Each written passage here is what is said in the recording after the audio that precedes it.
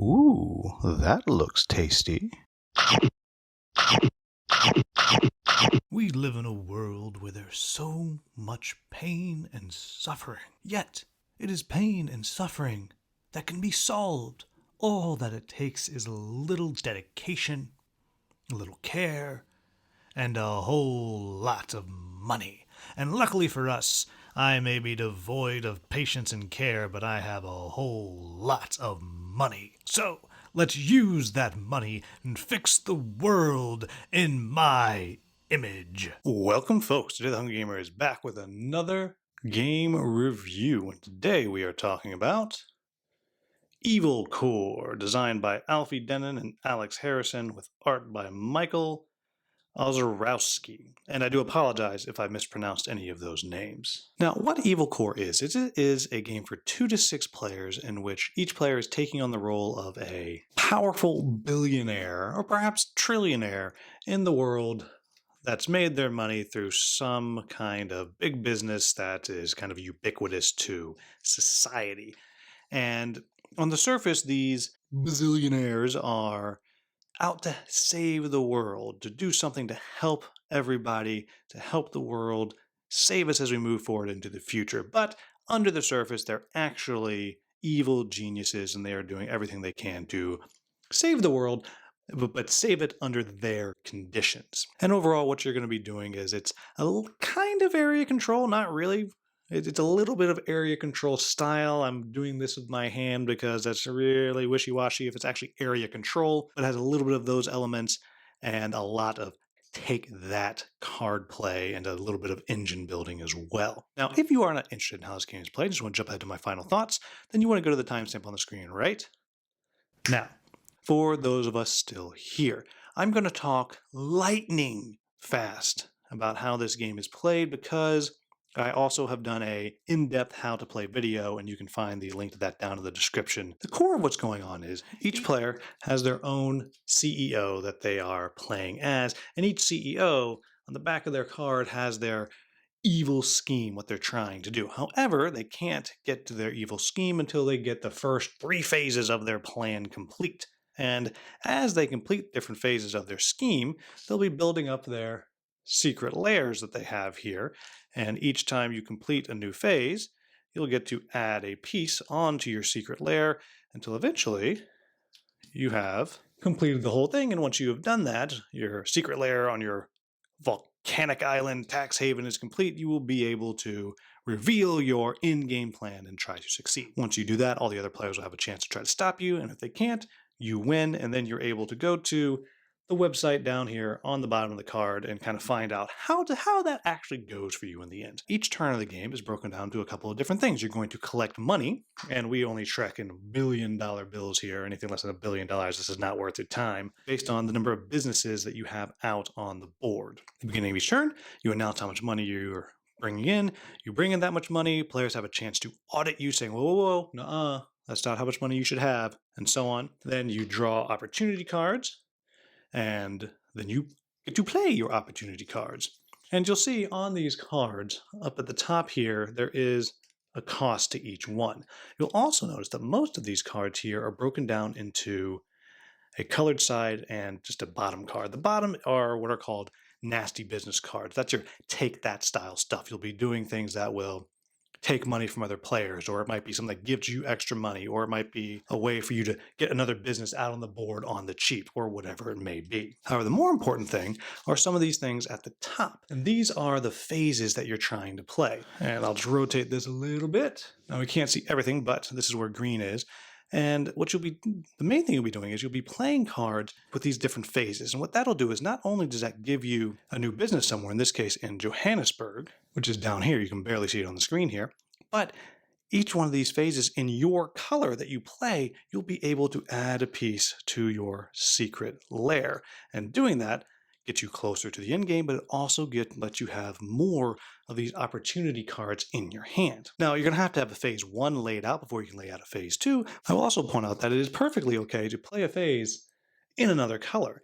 What that would do for you is you pay for it, and it's going to get you a business out there, in this case in Buenos Aires, which is all the way on the other side of the board. You actually can't see it on the on our little on the board here. But what that's going to do is that's going to open you up for the player of that color to do a hostile takeover and take that business over from you, which really is just a way for them to get this card into their hand and then allow them to play it later on in the game and advance their end game. After you've played all the cards you're going to play, you're going to roll this big ol' honkin' die and draw a world event card.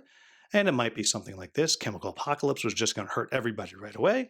Or it might be something like this: a bloody civil war that's going to be going on in wherever I rolled, in this case, South America, which is going to affect everybody the rest as long as that is out there with businesses in South America. And you're going to play through the game until someone attempts to accomplish their end-game goal. They will flip it over, they'll pay their $9 billion, and other players will have a chance to try to stop them with their own nasty business cards, which are called agents. If you're able to fend those off, congratulations, you have won the game. If you're not, you have lost the money. You get to flip this back over and pretend that it never happened. You were just kidding, or it's fake news, or whatever. But really, that's the core, that's how this game is played. So, what do I like about this game? First off, I really do appreciate the level of tongue-in-cheek dark comedy in this game. They've really gone all in on it. And I think for the most part, it works. It really does a pretty good job of kind of grabbing that feeling of you are so rich that you can kind of just do what you want, even down to their fake $1 billion bills. The reason why, well, because anything less than $1 billion isn't worth your time. And I think that really kind of grabs that vibe, grabs that feeling that I think the game is going for. I think the gameplay itself is very clean and very simple. Also, it is pretty enjoyable to spread your businesses out across the board and just see that turn into making billions and billions of dollars each turn. I think that is quite fun, along with the way that the take that cards work, and along with that the double use cards. I think that is just really works well. Everything thematically about how the game works, I do think works. I think it gets you where the game is trying to go, but for the most part, it doesn't feel skeezy and dirty. It's so darkly comic and tongue-in-cheek that I think that actually works. I also think these little secret layers that you build up, I think they are fun to do. They're fun to play with. And it's a very clever little visual representation that you have there of how people are doing. And I appreciate that. I appreciate this little card and money holder in the middle, how it's built right into the board. It just, all of that just really, it works well, and it's a clever bit of design, I think. So what are my quibbles? And I don't have a ton of quibbles with the game, but the ones I have, I do want to point out. The first one has to do with some of the production on this first printing of the game. First of all, these things here, these things are sharp. I mean, they are really sharp. If we had carpet in our house, I'd be terrified of accidentally dropping one of these down, because this is worse than that 1x1 Lego piece. I mean, it's got a sharp little edge on it. And the white one too. I wish that they had kind of printed them like this. Like these have the corners on them, but they're not sharp. So to me, that's a little bit of a bummer, because, well, it kind of hurts if you poke it the wrong way. The next thing is, while I greatly appreciate that they have designed this game to be colorblind friendly, I did not particularly appreciate all the time it's taken me to go through and put 2 stickers on every single cube, because my dexterity is not that great, and it took a long time, and some of them just aren't quite on there straight, which is probably going to bother me for a while.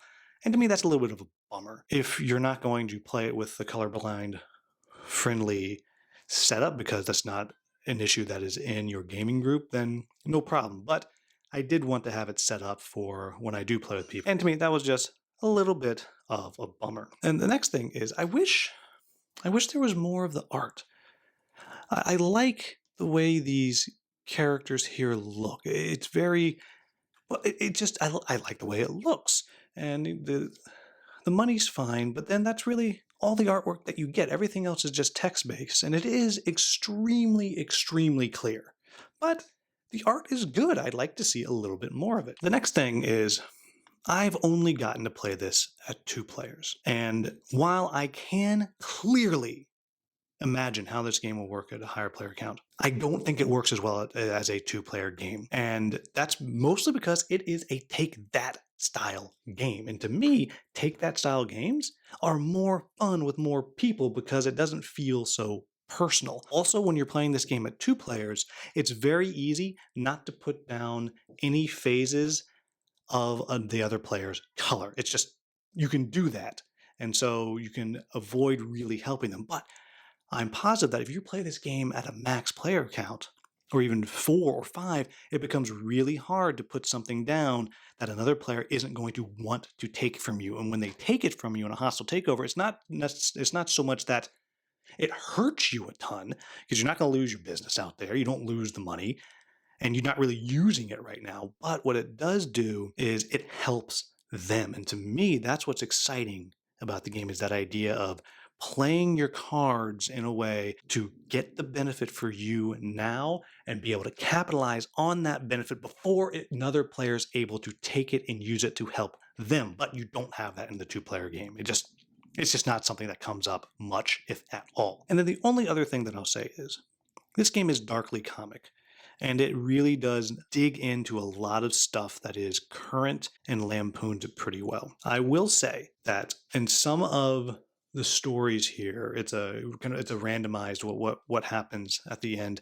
Some of them for you might be too close to home and too close to reality. Everything is clearly a send up, and it is clearly farcical, but some of the things, I don't know, it might just feel like, ooh, too soon. And so just something to keep in mind, something to track, and something to be aware of as you're playing and as you're seeing what those final stories are. But there you have it, folks. That is Evil Corp. I think this is a game that I am positive I have not experienced in the best way possible. To me, 4-player, 5, 6-player is where this game is going to be a blast, because it's quick, it's simple to play, and it's thematic, and it has some clever mechanics and clever strategy that is really going to work when you have that high player count. I'm really looking forward to taking this game to a convention, because it's small. I can set it up, I can teach you pretty quickly how to play, and just busting it out and then seeing how it goes. Then I really am looking forward to trying that. And I think if you are somebody who is, well, one, looking forward to doing something like that, is getting close to where they're able to have game days again, and you like take that, but you don't like just pure take that, you want something with a little more meat to it, then this could be your game. I do think that anyone who likes aggressive games where you're really going after each other should at least take a look at this one. I think it does a lot of stuff really, really well. And personally, I think as they continue on with this, hopefully they'll do some expansions and reprinting and things like that. I think this game certainly has a lot of potential to get better and better and better as it goes. But there you have it, folks. That is Evil Corp. It's one that I had to get this review out in a timely fashion, and I really wish I could have played this at higher player counts, because I really do think that's where it's going to shine. As always, if I made any errors in the brief rules overview, 1, that's embarrassing, I did the how to play video, but 2, please let me know in the comments with the timestamp, I'll get that into the Klingon subtitles. As always, if you found this video useful, please like, subscribe, and share. Thank you so much for watching. Have a wonderful, wonderful day.